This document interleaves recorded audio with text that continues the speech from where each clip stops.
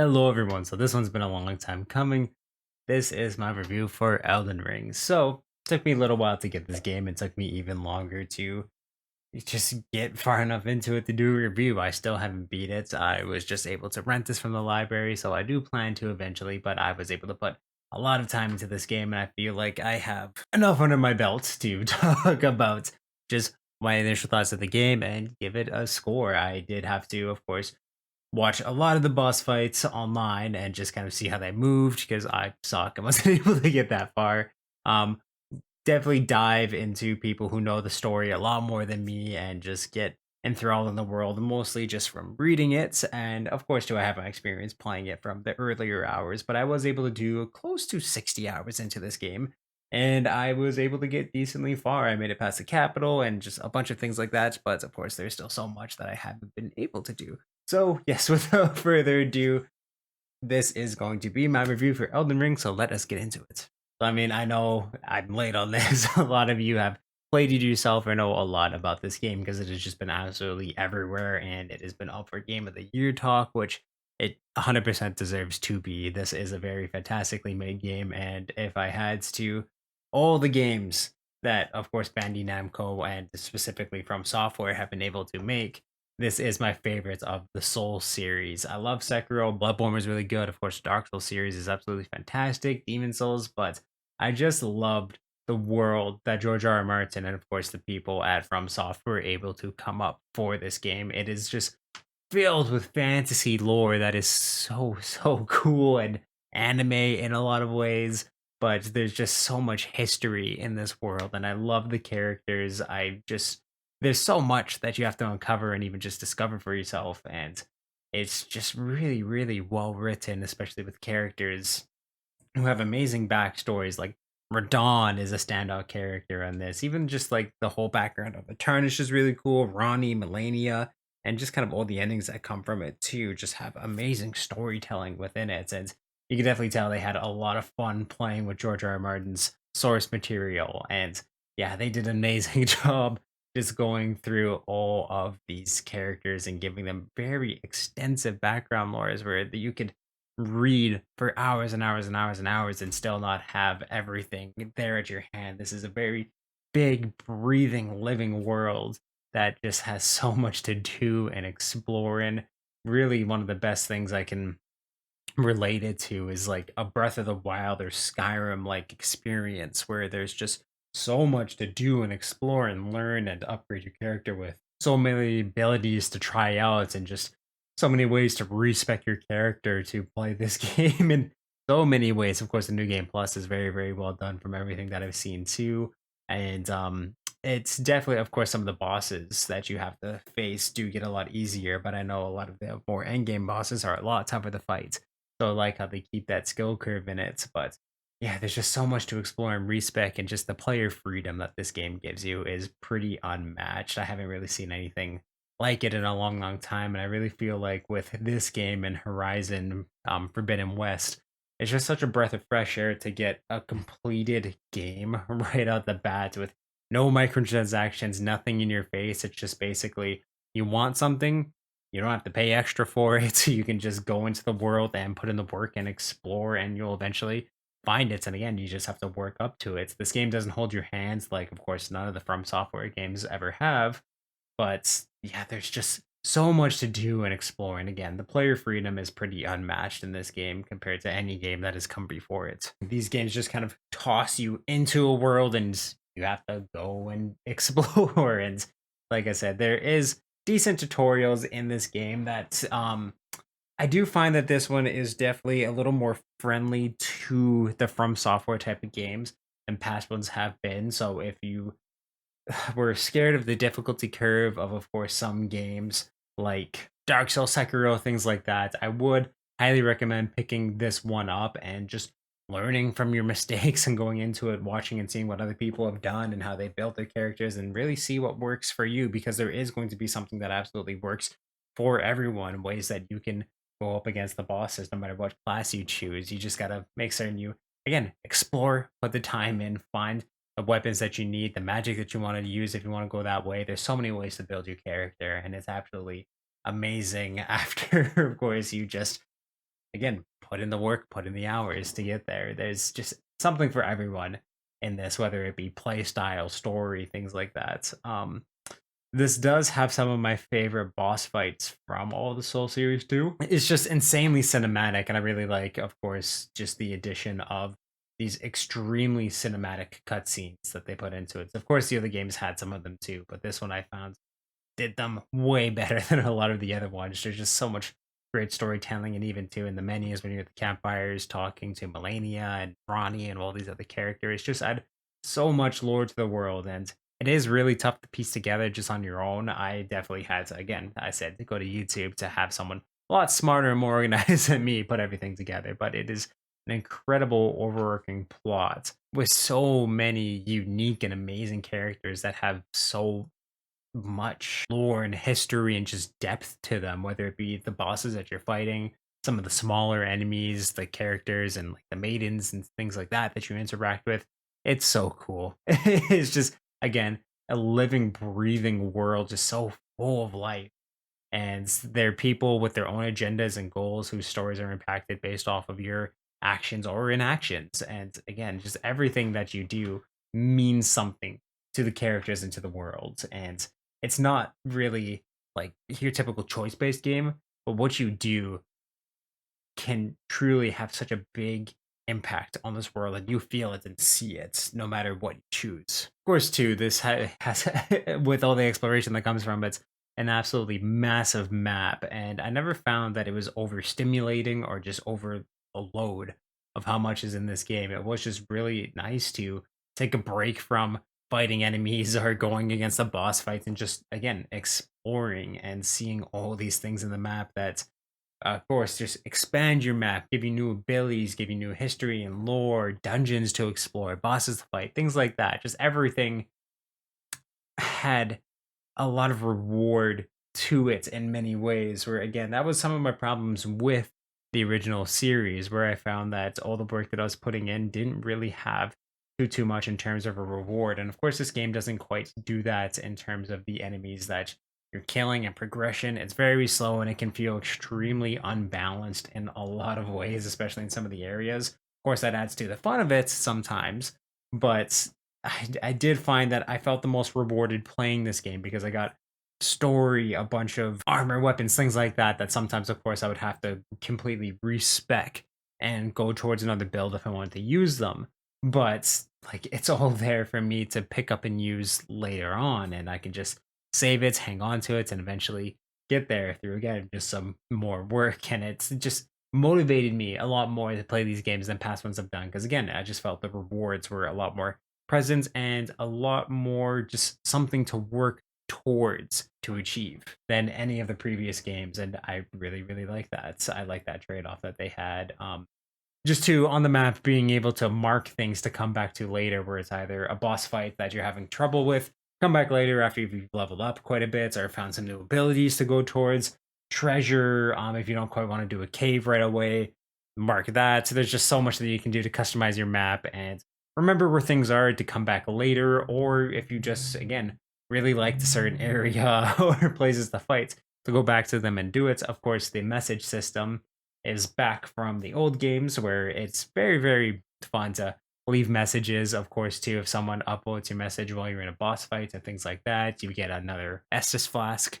Well, flask for healing. So it's very, very worth it to leave these notes around, and especially to just make certain it's something that people are going to like. Don't be the assholes who put them in front of ladders so you can climb them. Or of course the people just saying jump off this cliff, like things like that. So there's definitely a lot of messages that you can put in there for fun. But giving good tips is definitely going to reward you again a lot more than the previous games ever have.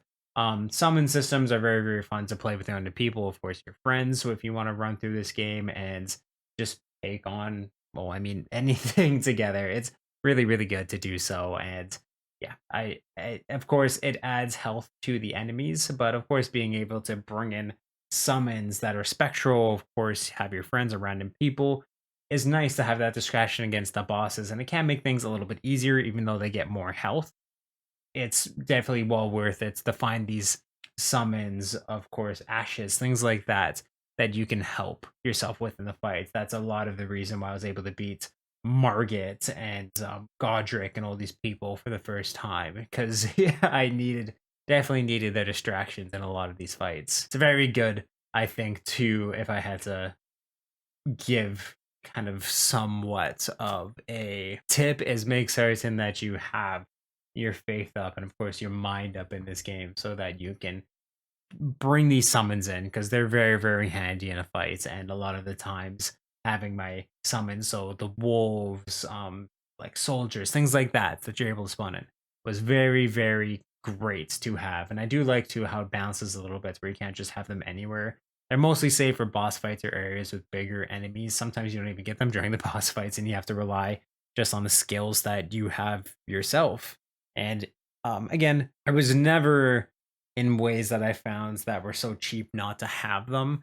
It forces you to play certain ways sometimes, and again, that just kind of adds to the lore of these characters once you beat them and find out a little bit about who you just beat in a boss fight or just random enemies that spawn into the game. It's full of surprises, of course, too. Like you kill a random Draugr looking enemy and then they turn into a giant rude bear and things like that is absolutely terrifying. And one thing too that I did really enjoy that was a small little detail is there's so many merchants around the map that of course all of them are funny. Where they're like, oh, I haven't seen a customer in years, and you think to yourself, well, yeah, that's because you're in the middle of absolutely godforsaken nowhere.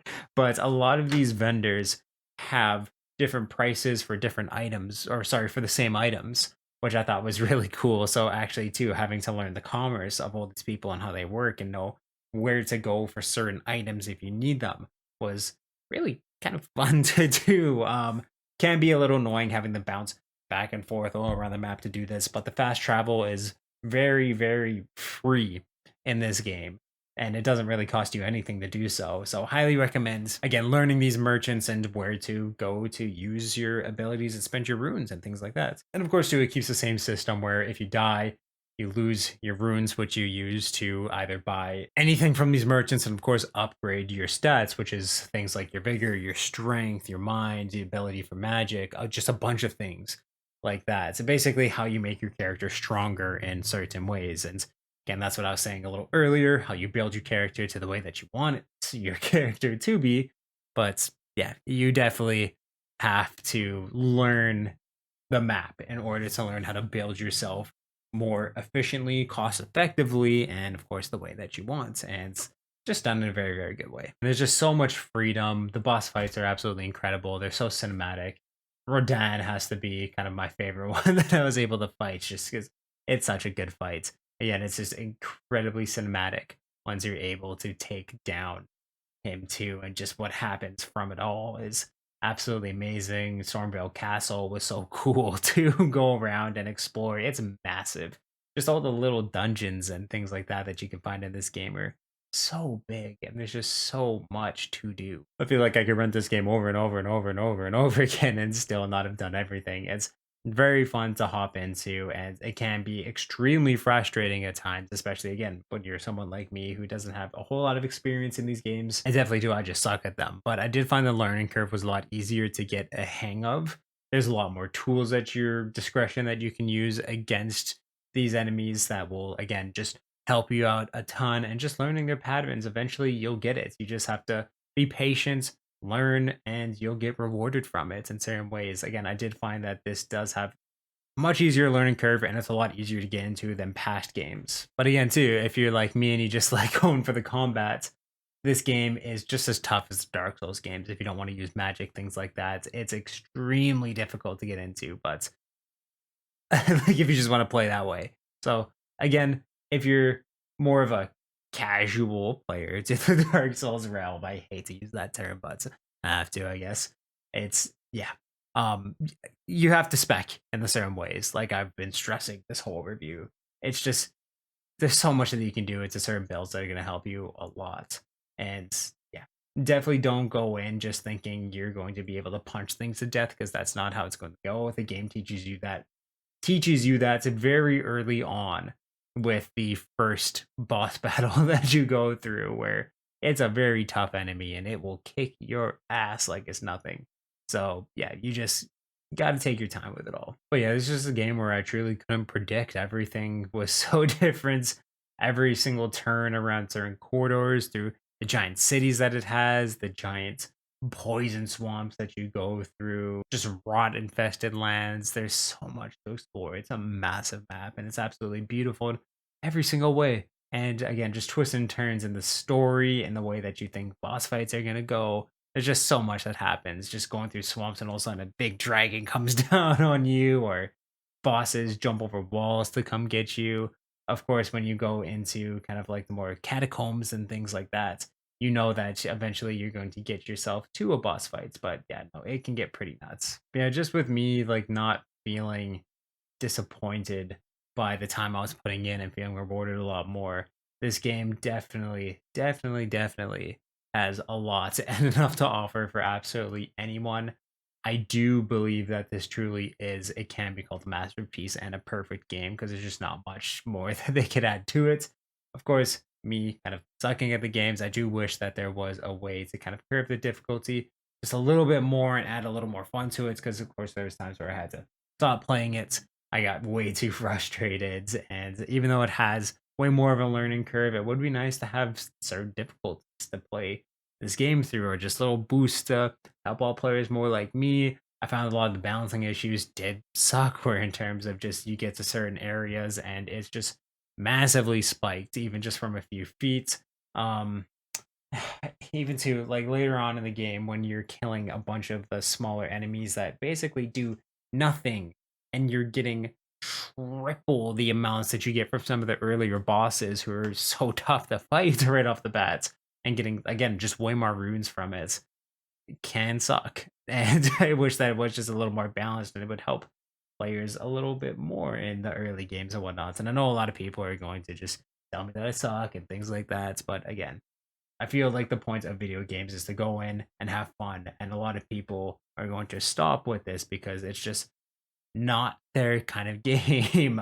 It is very different from a lot of things most people have played. So again, I wish there was just a little more balancing, or just a way that people would be able to tune the difficulty to ways that they would be able to play and get into a little bit more. And I feel like they would definitely get a lot of rewards, and more players do constantly play the games if they're able to do that. But truly, with everything taken together, this is a perfect game, even though my score doesn't reflect that because I am going to give Elden Ring a 9.5 out of 10. It is an absolute masterpiece and one of the best games to come out ever.